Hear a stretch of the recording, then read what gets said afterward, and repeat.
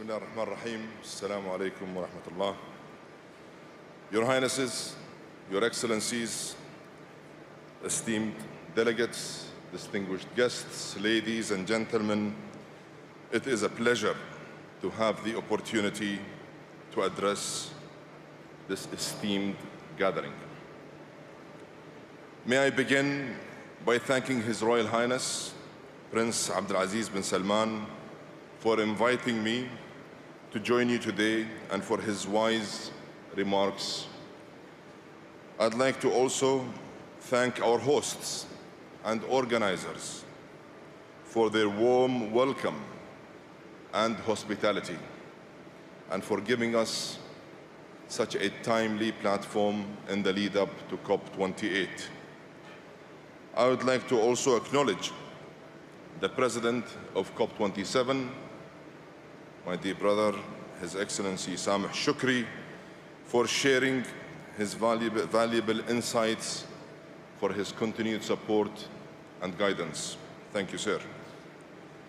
Allow me also to thank the UNFCCC Executive Secretary, my dear friend and partner, Simon Steele, for co-hosting this very important gathering and event.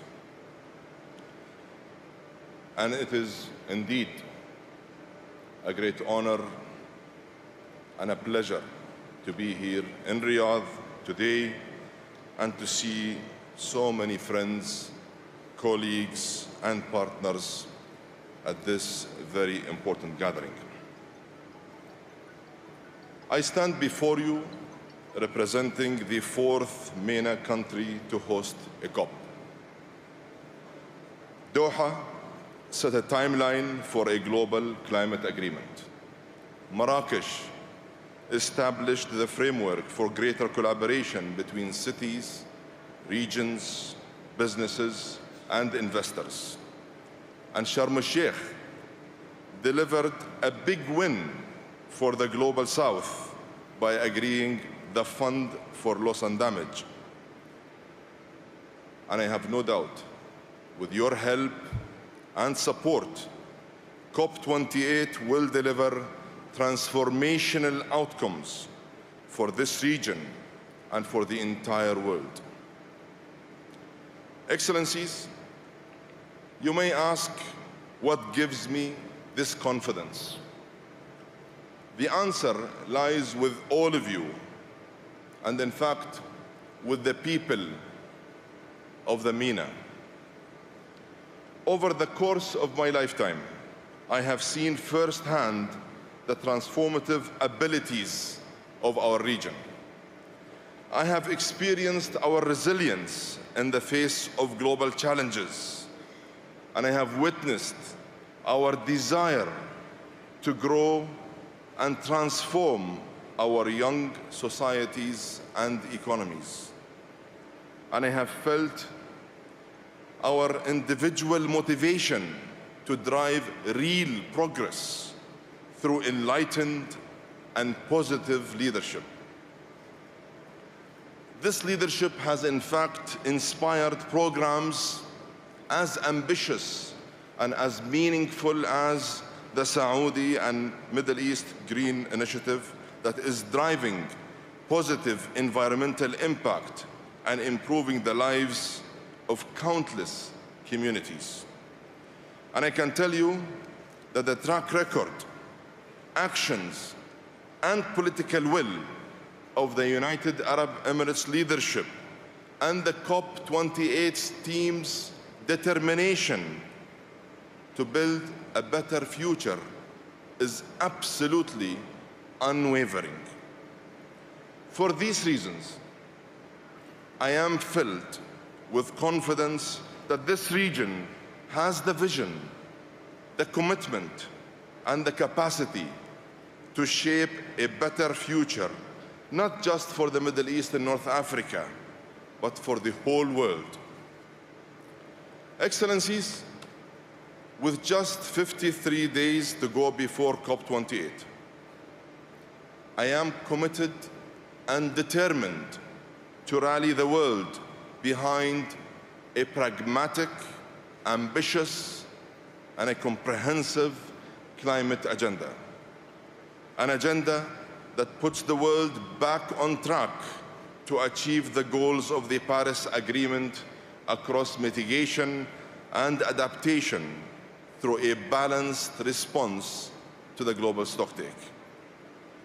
And an agenda that keeps 1.5 within reach while delivering pro-climate, pro-growth development for the people of MENA as well as for the world. We live in a region of extreme heat, water scarcity, and food insecurity.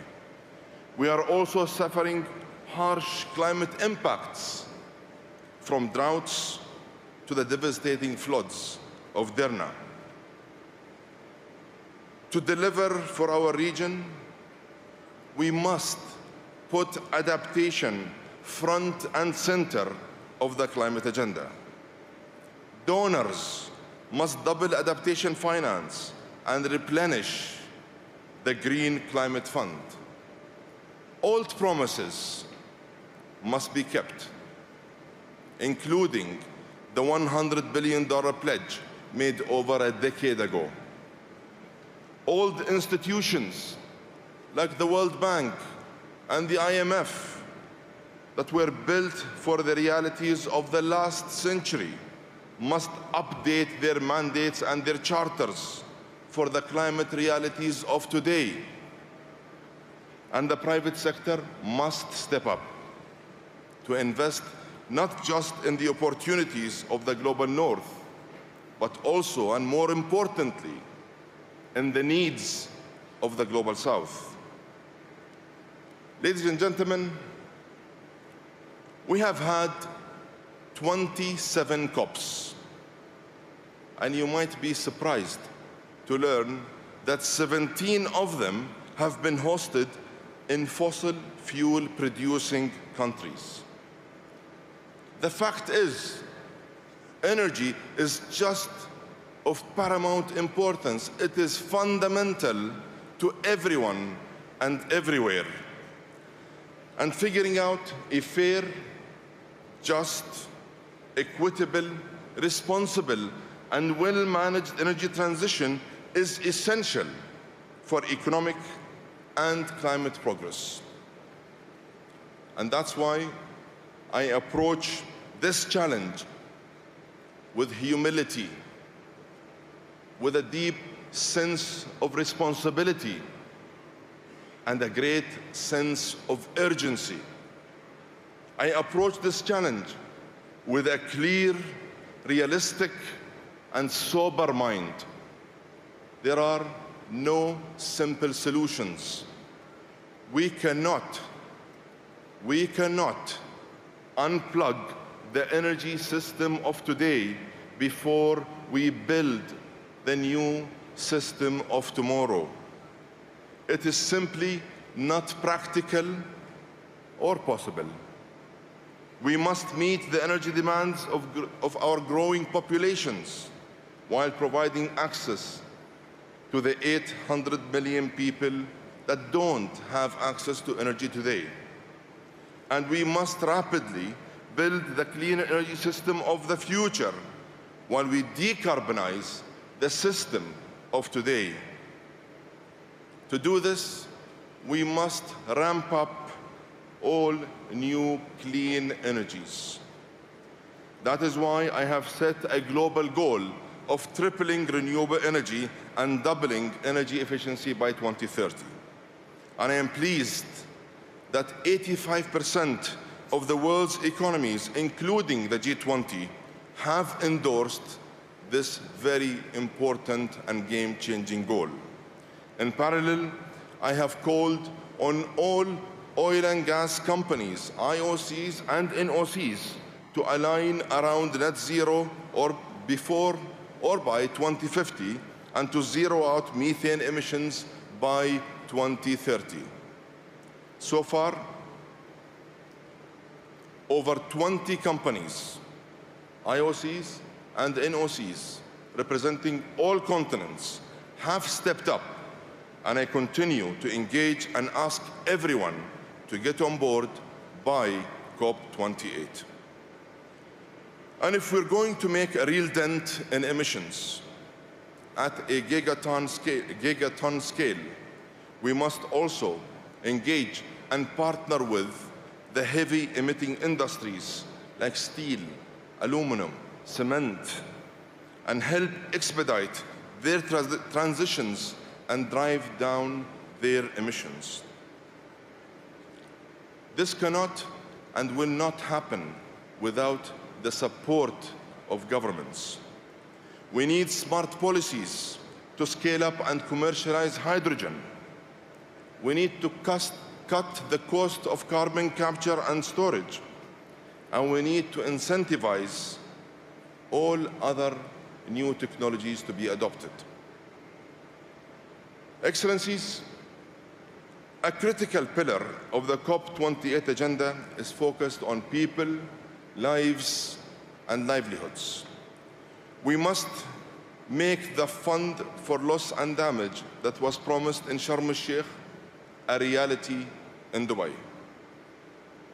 In addition, I am calling for all countries to sign up to COP28's transformative declarations to climate action. This includes a declaration on food, agriculture, and climate aimed at feeding a growing population without overheating our planet. We are partnering with the United Nations Environment Programme to deliver a global cooling pledge to reduce the energy used to cool our homes. And COP28 will be the first to put global health on the climate agenda with a political declaration in partnership with the World Health Organization. And here, let me invite all countries of the MENA region to sign up to these game-changing declarations. Excellencies,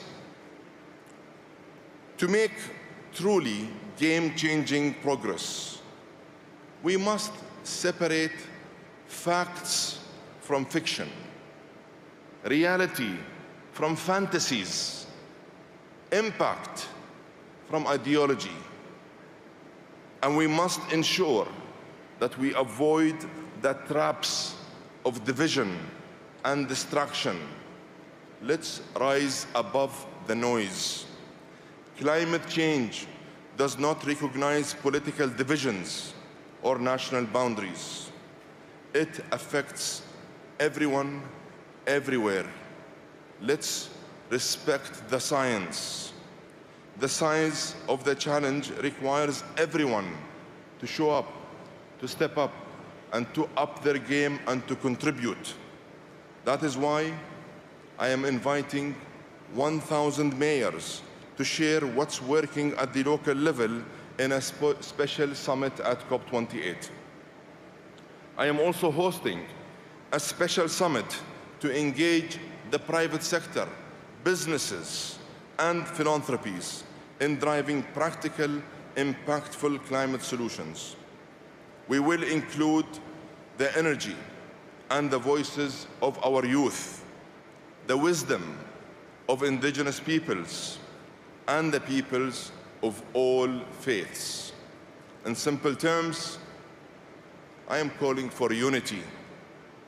I am calling for global solidarity to deliver global breakthroughs.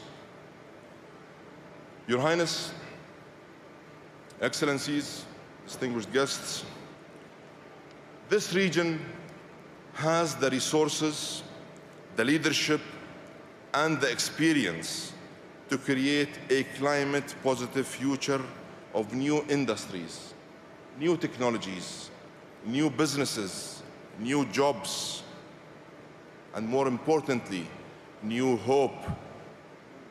Let's apply our capacities. Let's apply our capital and our know-how and scale to deliver positive and game-changing outcomes at COP28. Maximum ambitions, zero emissions. Success through solidarity. Let's show the world that this region is a true climate leader that can deliver truly inclusive climate progress. COP28 is our moment. It is our opportunity. Let's seize it together. Let's unite, let's act, and let's deliver. I thank you all, and I wish you a very successful Climate Week here in Riyadh. And I look forward to welcoming you all at COP28 in the United Arab Emirates. Thank you.